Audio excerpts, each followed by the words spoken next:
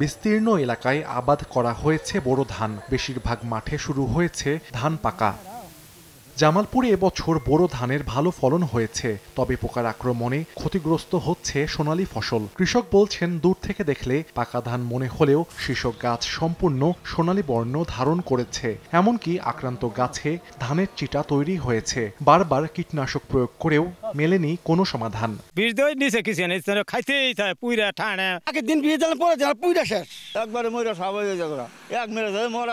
এত টাকা খরচ করে আমি ঋণগ্রস্ত। ঋণ দিমু কিভাবে চলাচল করবো, এখন আমগরে খুব সমস্যা। কুড়ি কুড়ি পোয়া এটা পাতায় বয়ে আছে, এটা একবারে নাড়াড়ারে আপনার কই সুইছে অস্কর খায় ফেলাই দেয়। এই মৌসুমে কোনো ধান উঠবো না, আমরা খামুখী আঙ্গুরে খুব ক্ষতিগ্রস্ত, আঙ্গুরের দিন পাট খুব কষ্ট যাবো এবছর। কৃষি বিভাগ বলছে, পোকার আক্রমণ দমনে কাজ করছেন তারা। স্থানীয়ভাবে অনেকে কারেন্ট পোকার কথা বলেছেন। আসলে এটা বিপিএইচ উপজেলা আমাদেরকে ইনফর্ম করেছে যে তারা ওই সব জায়গায় নিয়মিত পরিদর্শন করেছে এবং প্রয়োজনীয় যে ব্যবস্থাগুলো সে বিষয়ে তারা কৃষকদেরকে পরামর্শ দিচ্ছে। কৃষি বিভাগের তথ্য মতে চলতি মৌসুমে জামালপুরে 1,27,560 হেক্টর জমিতে বোরো আবাদ হয়েছে।